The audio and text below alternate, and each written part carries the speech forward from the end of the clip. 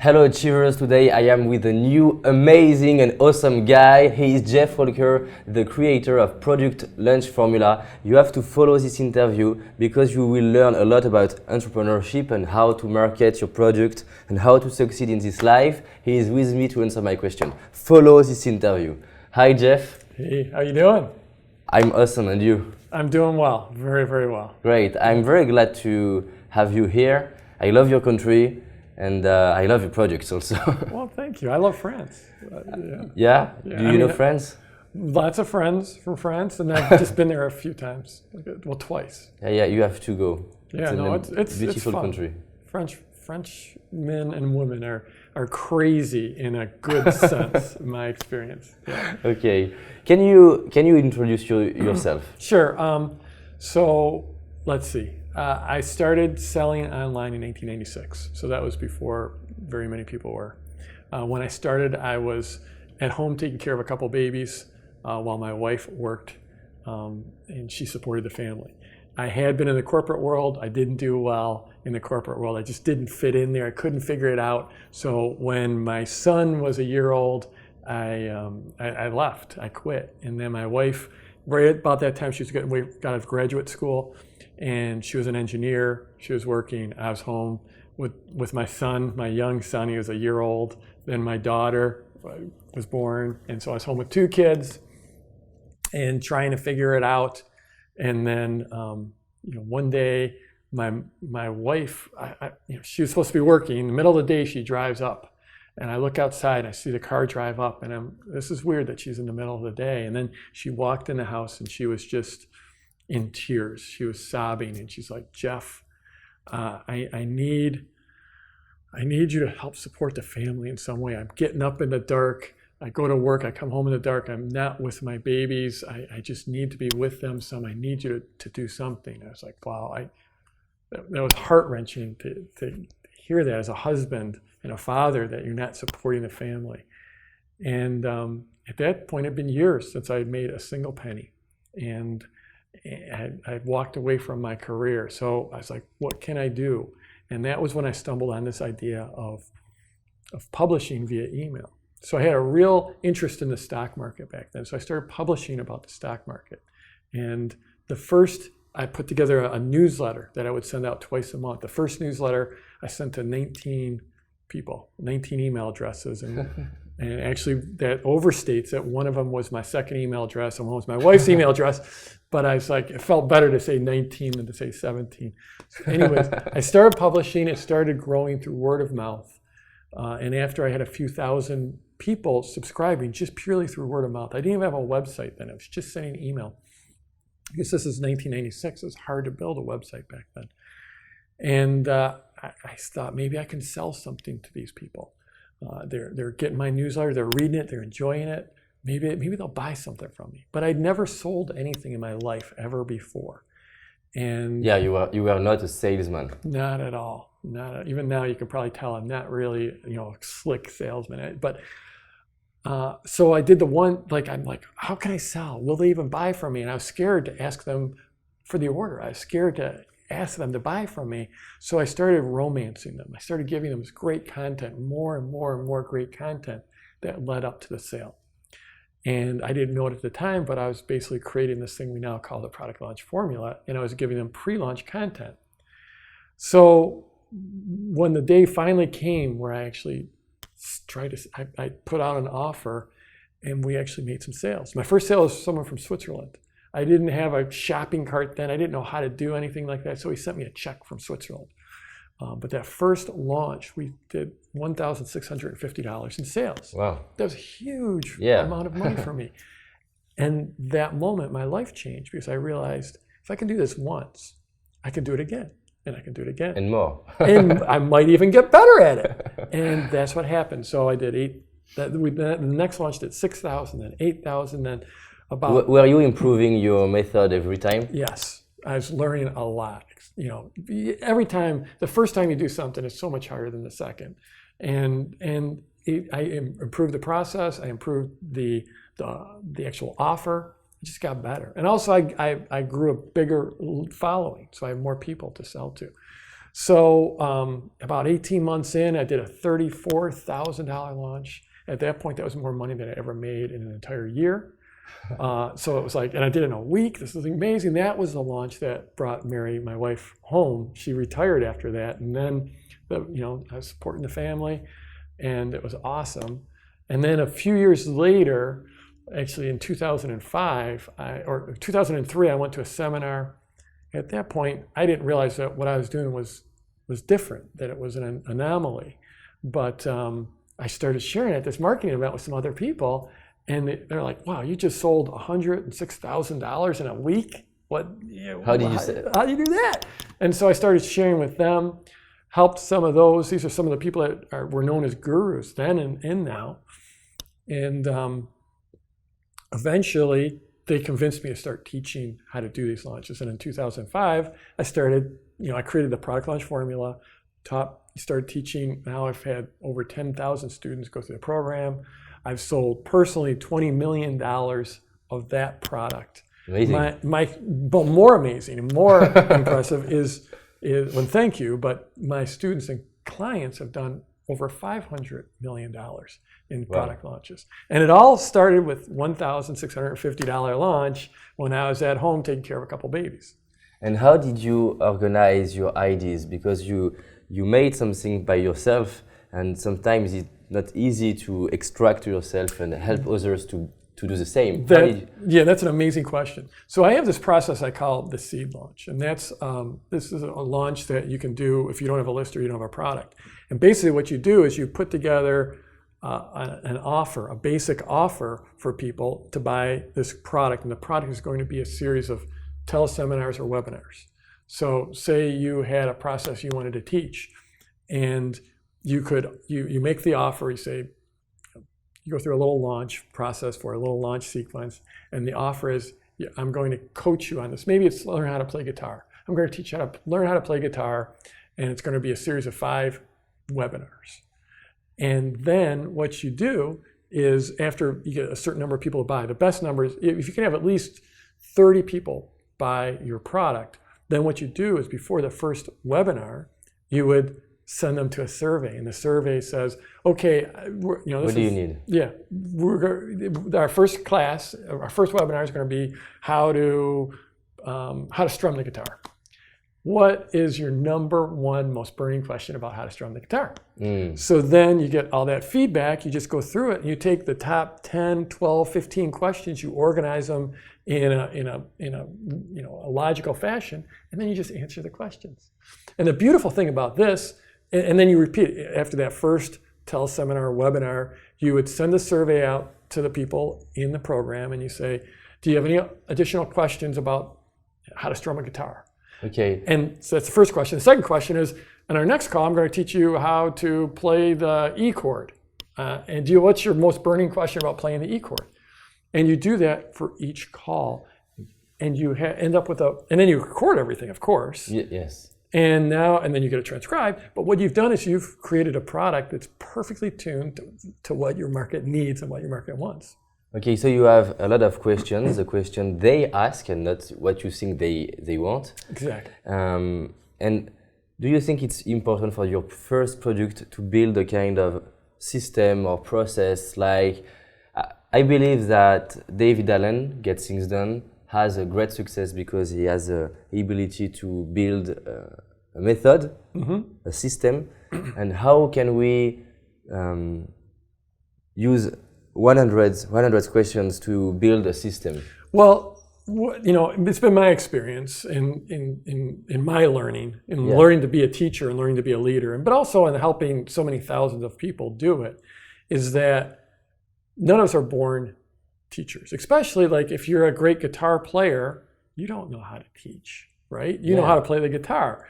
So you have to learn how to teach. You have to learn how to build those systems. So some of us are just naturally gifted that we can just create those frameworks ourselves. But my experience, most people, it's more of an iterative process where, I teach this the first time and it's not going to be great, but I answer all those questions. Now I've got these recordings, but I can step away and I can look at big picture. What could I do better? What could I do differently? How can I turn this into a system?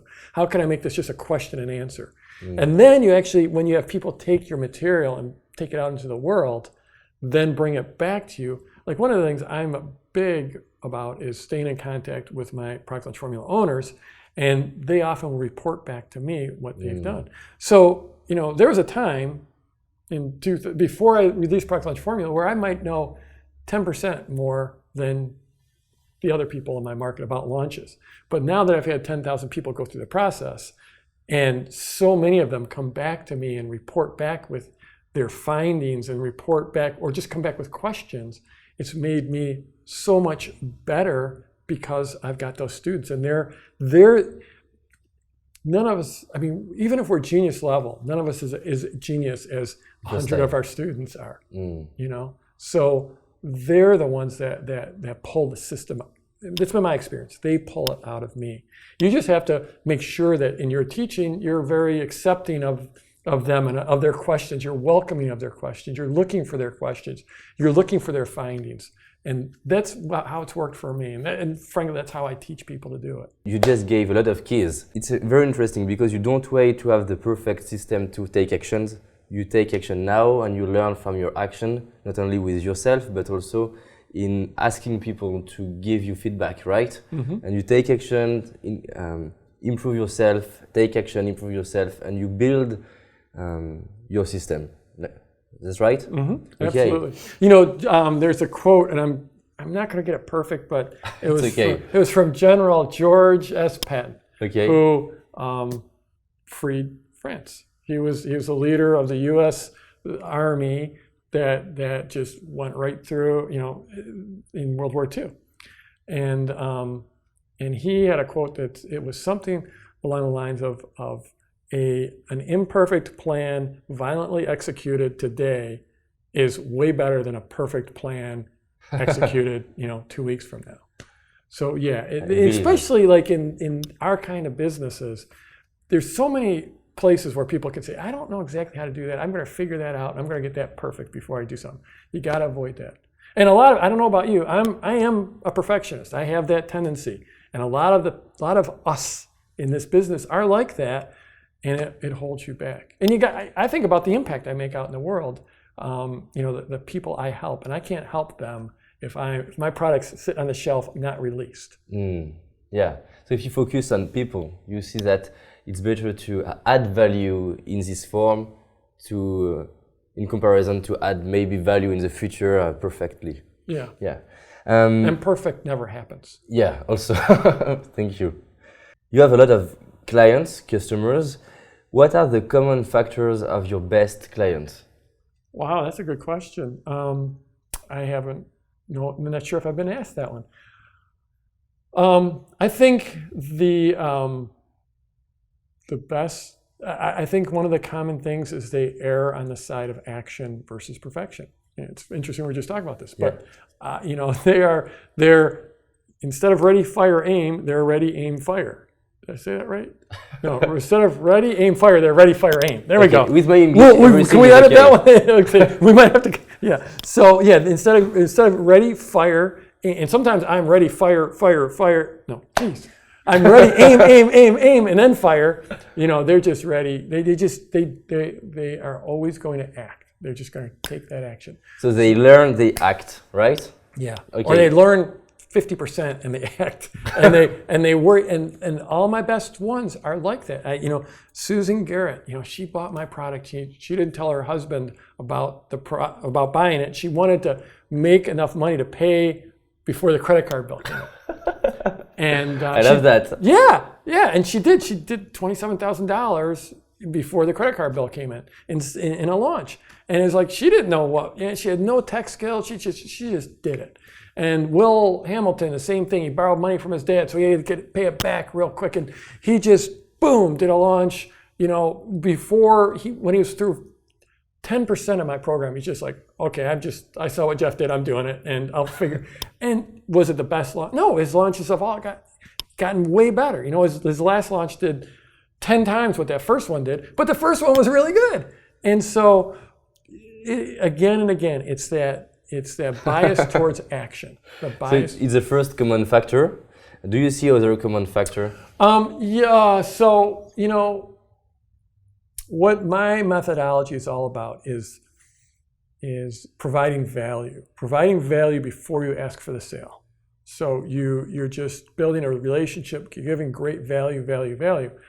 And the people that really take that to heart and really provide true value out into the world before they ask for the sale, that's a huge one.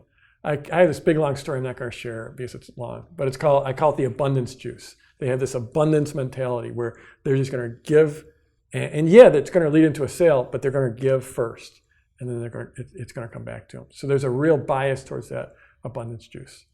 Okay, so give and a true gift. Mm-hmm. Okay, do you see a third point? This is one for the people that achieve the highest levels. Yeah. The more successful you become probably in anything, but certainly in business, the more important opportunity cost becomes. In fact, once you achieve some level of success, it's the most important thing there is in business. So by opportunity cost, what I mean is anytime you work on a project, take something on, come out with a product, do a launch, whatever, there's a cost in that. There's other things you can't be doing. I love that. So it's a fundamental business principle. Yeah, can you explain more? Because I think it's a very important thing. Well, I'll give you a metaphor. This is my friend Dean Graziosi gave me this. He said, I think about myself sitting in my office and I got this great library. I have bookshelves behind me of all these great books I have. Okay. And someone walks into my office and they say, I have the greatest book ever. You got to read this book. Here you go, Dean. And he would, when he looks at it, he's like, if I take this book, I have to take one of those other books off my bookshelf and throw it away.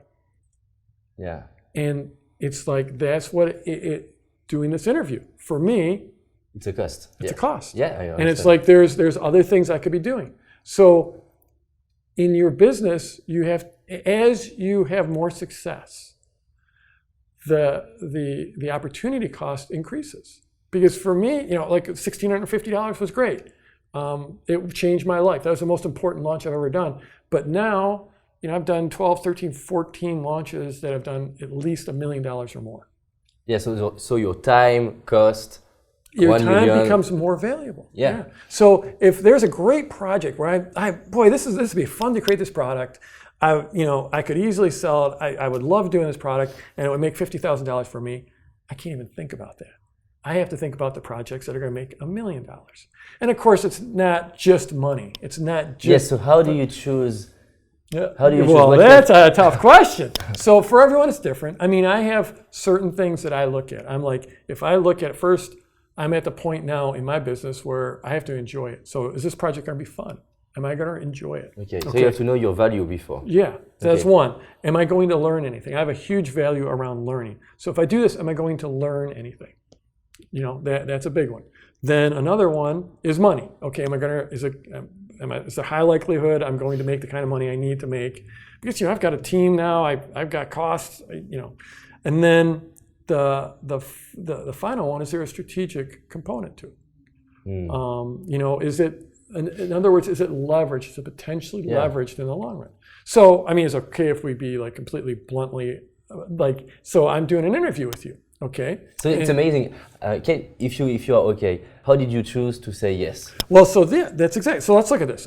You're not paying me a penny. I'm not making any money. Okay. So it fails. It fails on that one. Okay. Is it gonna be fun? I didn't know one way or another. I heard good things about you from people that I think very highly of. Okay. So okay. Who knows on fun? It's a lot.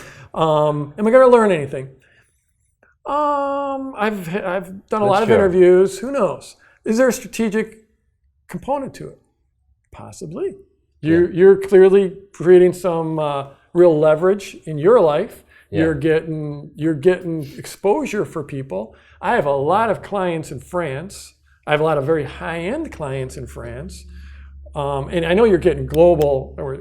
Obviously this is both. Yeah, but you certainly have leverage in France. So it's like strategically. Yeah. Okay. None of those factors do you know for sure. Yeah. But that's how I look at them. And everyone might have different factors. And for some people, some factors might be more important than the others. When I started out, when I did that first launch, fun, I didn't care about fun. I just wanted to make some money and try to support the family. I was desperate, right? Yeah, I understand that. So it evolves. So everyone's in a different place, and they might measure those different. And there might be people that have other things on there that that aren't in my four.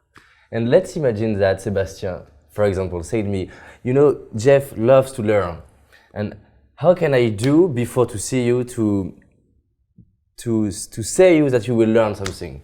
How can I do? So I'm not sure I understand that. How can you? Let's imagine that before to ask you for an interview. So right, when you were trying to convince me for the interview, I knew that it's important for you to learn. So you researched and you went and talked to Sebastian, who I know Sebastian very, very well. He's been in my program, my highest end mastermind for 4 years. And so you went to Sebastian and said, okay, I'm going to try to wrangle Jeff into an interview. It's not going to be easy. He doesn't return my emails. I'm trying everything I do. So what's the leverage point? Yeah. And Sebastian said, he loves to learn. So it's very smart of you. I mean, you've obviously accomplished a lot. That's the way you have to think if you're going to accomplish stuff. It's like, okay, I think of a little lever. What's the lever I can use? So Sebastian said learning. So then you're thinking, okay, so he loves learning. How can I make him think he's going to learn something? Is that the question? Yeah. I don't know. I mean, it's like, I don't know. It's like, why am I here? It's like, for example, you learn something about the lights. Yeah, no. But how can I know that you don't know something? Right, right. No, I mean, I think when I look at like how you pursued me and was it Al Laban? Is that you're working with you? Yeah. Was trying to convince me. Like for one, I needed it to be simple and easy. And I live out in the mountains in Colorado. Yeah. And I don't like to travel for business, and I'm not about to fly someplace to go have an interview. Sebastian said me that. He told you I was he's right there. There's no way I'm traveling and so then it's like, but then when I learned you were going to be here, then I looked, okay, what is my true cost here? And it's lower. Yeah, it's much lower. Okay. And I think basically you pursued it the way you needed to, and the intelligent way was by playing on more in the strategic, the long term. I could potentially give you big exposure. Another thing too, frankly, is I'm a little older than you are. Yeah. Little bit. Yes, a little bit. I think my son's about your age actually. The one that was a baby when I started my business. But I am 25 today. It's my birthday. Okay, well my son's 24. So yeah. So we have established that I'm older than you now. But like one of the things I personally, and I don't know how useful this is for people at home, but I have always focused on supporting young people and the young up and comers in this industry. It's always been something I've overtly, intentionally done. And from a mentoring standpoint, from a creating impact, because that's really the bottom line. I mean, I've got this great business, great lifestyle. I make a lot of money. And the most important thing is the impact I make. And so I just see that as one way of mentoring young people. And plus, they're the people that are going to take care of me when I'm 7 years old, and boy, could you send an email for me or something? So I've always focused on supporting, young up and coming entrepreneurs, and you fit into that. So, what could be your message directly to youth to achieve what they want to achieve? And this is for young entrepreneurs or young? Young entrepreneurs. Okay. Let's do that.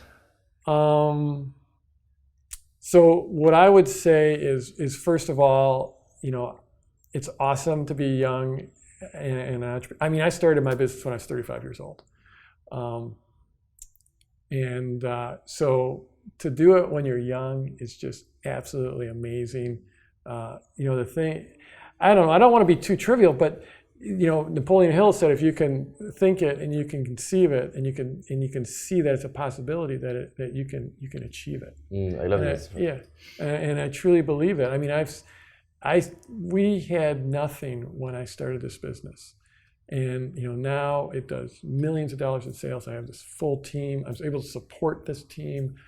We're able to just have this incredible lifestyle for my family. But it is, at the end of the day, being an entrepreneur is about providing value. to others. There's just no way that you can fool people for a short period of time, but on the long term, you get paid, compensated to create value. And then the other thing is, like, if you're going to be an entrepreneur, you have to be a leader. You absolutely. What is a leader for you? A pathfinder. Okay. Someone who lives congruently. Okay. Someone who leads by example. And and inspire people. Absolutely. This world needs more inspiration and aspiration, and it needs the tools and all the stuff behind it. But you have to inspire, and you have to be a learner too. You have to learn. And how they can learn? By books only? Yeah. Well, I mean, the bigger meta picture of it is by, the thing that stops learning is I already knew that. That attitude of I knew that, or I disagree. Going into a situation saying, looking for a reason to disagree. And then being defensive. When you're defensive about what you learn or about what you do or what you eat or what you wear, that just shuts off all learning. So you have to stay open. You got to turn off that filter of I already knew that. I am here at Experts Academy. I don't know if I was, for Brendan Burchard's event. I just was on stage speaking. I've been here before, been here several times, but I'll still be in that room learning. I'll still listen to Brendan. I'll still listen to Brendan. I'll still listen to the other speakers. And I'll still I'll still meet people and I'll ask them about their business, because you can never stop learning. And sometimes you can learn the same thing, but it's the right time, so you can apply it. Absolutely. It's great. Yeah, like I have got so I'm a big outdoor adventure, like whitewater kayaking, skiing. I'm blanking on them, but just all kinds. I live out in the mountains in Colorado. It's incredible. I love Colorado. Yeah. It was my first time in the USA. It was in the Colorado. Nice time in just next to Denver. The city was, I forget. Golden, Evergreen, Boulder. Boulder. Yeah, Boulder's Boulder. nice. Yeah. Boulder's nice. So one of the things I do is whitewater kayaking. Like, I've actually paddled my kayak off waterfalls and stuff. So I'm fairly accomplished. But when you're a kayaker, one of the great things about it is you can self-rescue. So if your boat gets knocked over, you can roll back up. You can roll the boat up. And so it's wonderful, because then if you get in trouble, you can just rescue yourself in most situations. But when you're learning to kayak, you need to learn to roll. And that means your boat's upside down and you're not breathing, inherently a stressful situation. Yeah. And you have to do these, reach up. It's once you know how to do it, it's like riding a bike. It's not that hard, but the learning of it is, there's some time spent learning and flailing and having troubles. And I know when I was trying to learn, like, people, like, they give me all this coaching and you still fail and fail and fail and fail. And then one person said, like, one thing, it was really no different from all the other advice, but he just said it in a slightly different way. And when I heard that, I was like, oh. And so what you said is exactly right. It's like, you never know, exactly when you're going to hear the one thing that makes all the difference. And it could be very similar. Yeah, exactly. Learning skiing. Oh, that's another. I'm a big skier, and like many skiers, my downfalls, I get my weight back on my skis, and it's hard to ski when you want to be forward on your skis. And people would always say, you got to get forward, and I think I got to be forward. And then one person said, press your shins against the front of the boots. And that was all I had to do. It's like all of a sudden I'm forward. So there's a lot of ways to say keep your weight forward, but that one person, and actually it wasn't even an instructor. It was my wife, and she's barely an intermediate skier, but the instructor told her that, and she said, my instructor said push your shins against the front of your boots. And it's like, and my skiing changed in an instant. So that's another thing, is any of us can change our life in an instant. We can do it. And it could just take a little thing like that. So I love that also. I have an amazing question for you. I love this question. So according to you, how to become a loser? Let's imagine that I have a training to help people to become a loser. What could be the key factors of a loser, according to you? And this is assuming being a loser is a bad thing, because... Yeah. Okay. But I don't know, but Well, I mean, because one of the keys to business is failing fast. yeah. So you could almost say a failure is like a loss. So because the thing, it gets back to not being perfectionist, to getting stuff out there. It's to fail fast. I mean, to be a loser, you have to avoid failures. Exactly. And I do think that is a key to being a loser. I think. So this is a good question. It is a good question. So I think that when you look at someone, one of the greatest predictors of whether they'll have success or not, whether they'll be a loser or not, is when they look at someone else and someone that's having success, do they take inspiration from that? Okay. Or do they try to find ways to belittle them? They find reasons why that person's they were born with this, or they're good looking, or they have a family that gives this background, or the right size, yes, they've got curly hair, or whatever. Do you look and try to find, they're having success, but the reason they're not having it, I'm not, is because of this reason? Or do you look at someone and say, wow, that person's having success. That is so freaking awesome, and I want to be like them, and I'm going to try to emulate them. Okay, so and the next step is so I can take another step, is go even beyond that and find someone who has more challenges than you that is having success. Someone who has started with less and just for whatever reason, they've got a disability or whatever, they've got additional challenges, and if you go out looking for those people to be inspirations for you, that's huge. Yeah, it's huge. I met some people with handicap, and I learned a lot from them to achieve what I want. Yeah, and to go to the next step. Right, and so it's awesome that you went and sought that out, and that's to me, that's one of the greatest predictors of success. Do you look at someone who's having success and find the reasons why it won't work for you, or do you find the reasons to take inspiration from it? Great.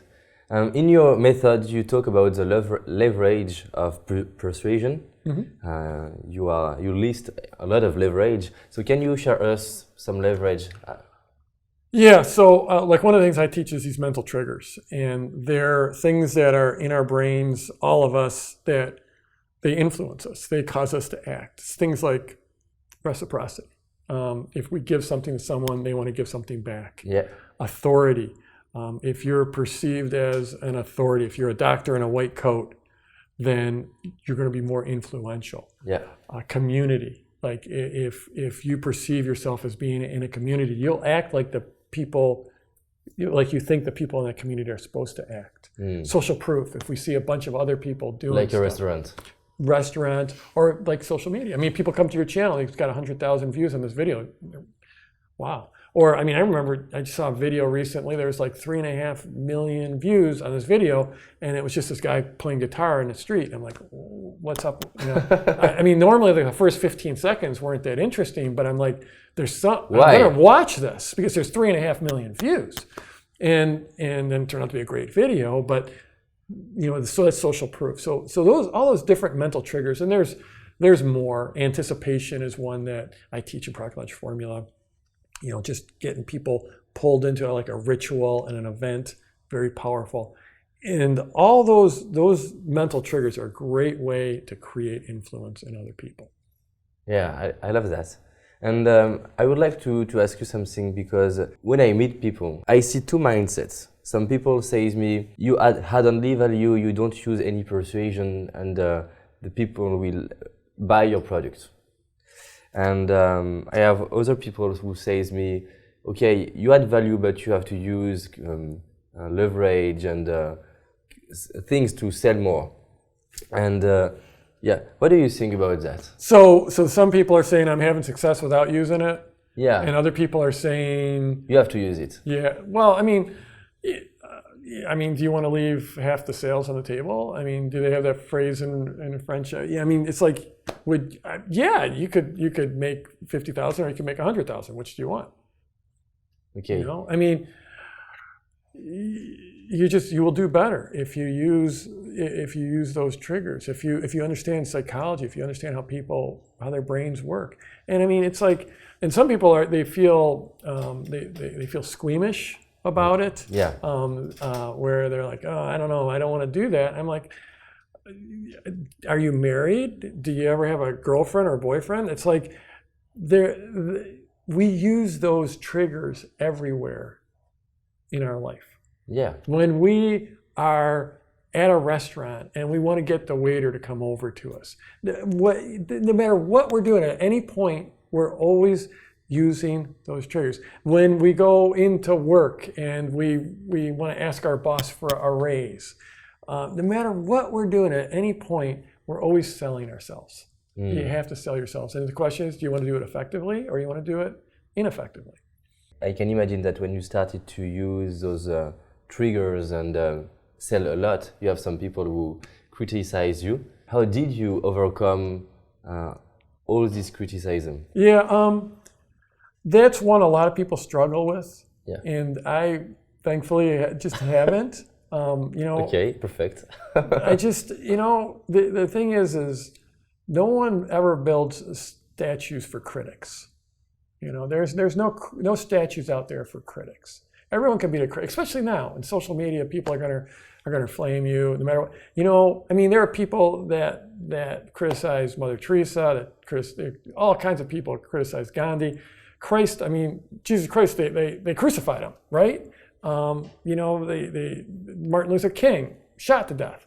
So there's the greatest leaders ever, the greatest givers ever, they got criticized. So I mean, if I get criticized, whatever. It's a consequence of building great things. Yeah. Okay. Yeah. I mean, if you're going to play big, and I mean, like, why? You have to embrace it. Right. You do, and it's like, actually, I just heard Brendan say this. He's like, I just had someone. He just said. I heard him say this a couple hours ago. He's like, on one of my videos, I just had someone put #douchebag. He's like, yes, I have arrived. It's like, I mean, if you're going to play big, you're going to get people aren't going to love you. And that's fine. In fact, part of your marketing is to repel the people you don't want and attract the people that you want. Okay. There's people that are perfect clients for me. There's people that aren't perfect clients for me. I want the people that are perfect. My life is a lot better when I have the clients that are perfect for me. I like to think I have this business coach, Dan Sullivan, and he gave me this line. He said, "You want to have the clients you want are the people that you want to be a hero to. The people you want to be a hero to. The other people, forget them. You don't even want them as clients, and whether they who cares whether they? I mean, they're just. If you let someone else criticize you that you don't know, you have now given up. You've abdicated your mental state. You've outsourced your mental state to someone. There's someone on YouTube making a comment about me, a negative comment about me. If I let that affect me, this person I don't even know. It's Joe Bob 372 at Gmail or whatever. If I'm going to let him affect my mental state, I'm not going to get very far. Right? Yeah. You can't give that power, especially to someone you don't know. I mean, your spouse, your kids, your parents, okay. They're people that, their opinion should matter to you. But someone you don't know, you're going to let them control your mental state in their business. So they are an opportunity to help you to build a strong mental state. Absolutely. Right. Absolutely. I love that. Yeah. You give a lot of content in your product launch formula, and I would like to know, when you build a product, is there some reason that too much content could be a bad thing when in your product? Yeah, absolutely. This is something. So I'm now on PLF 4. It's the fourth complete new version. It's actually the fifth if you count the very first one. So I've remade the course 5 times. And one of the things it's great. Thank you. One of the things I've focused on the last, really with 3.0 and 4.0 was the learning experience and making it, condensing it, trying to cut the number of hours that's actually in the product that's required to learn. Okay. Yeah. I focused on making videos short so people could boom there. So videos are usually 8-10 minutes long instead of In the old version, it was 50-minute videos. No one wants to watch a 50-minute video. We did things like I'd mix up, there's full motion video, there's screen capture video. Every module, I have an introduction and a conclusion that tells people what they're going to learn and what they learned. Did a lot of things around that to make it easier to consume the product. When I go out into the market, I don't... So your content is a product launch. Yeah, and I mean, it's not how I sold it. I didn't go out to the market and... Well, I probably just messed that audio up. I didn't go out into the market and say, buy my new product, I made the video shorter. That's not how I sold it. But because that's not going to be a great sales piece, but it's important. I like to say, you sell what people want and you give them what they need. A lot of people think about it. It's like someone needs to lose weight. It's like, okay, eat less food and exercise more. Okay. Well, you're going to say, well, take this magic thing and put this magic thing over here and do this magic thing. And that's what you're going to sell. And then when they get your program, you let them do those magic things. But then you also say, oh, by the way, this is how you exercise more. This is how you eat less. And this is how we're going to support you. So in any case, I got a bit sidetracked. But in product launch forum, it's in all your teaching. It's 10 years ago, it was fashionable to create what they called thud factor, like give people a really big thing, like a big box of stuff, but no one wants that anymore. Yeah. If it was just a matter of watching videos, you can watch as many videos as you want on YouTube.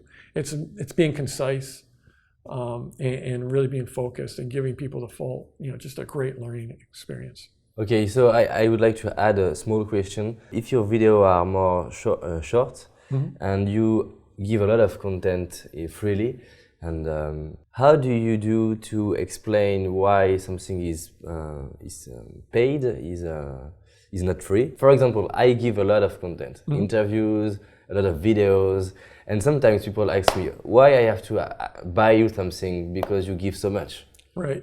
Well, I mean, it's been my experience that the clients that you really want, the best clients, they're going to look at your stuff and say, wow, that is amazing. I love your stuff, and if he's giving this much away for free, I can't imagine how awesome it is if I buy his paid product. That's been how it's worked for me. The best clients are the ones that want more, and they're going to step up and purchase more. And we're in the direct marketing business. At the end of the day, if 2 people out of 100 buy your product, you can do really well. So, like, part of it, when I put out free content, I know most people aren't going to buy the product.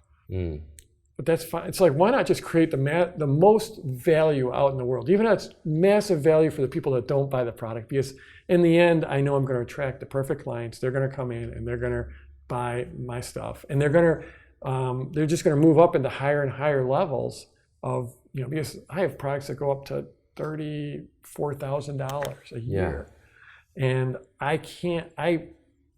those programs are completely full with a waiting list. So, I give tons of free stuff, and then I've got, more expensive stuff, then I've got more expensive things. Yeah, for everyone. Yeah. It's great. Yeah. I mean, the thing you don't want to be in this market is trying to compete on price.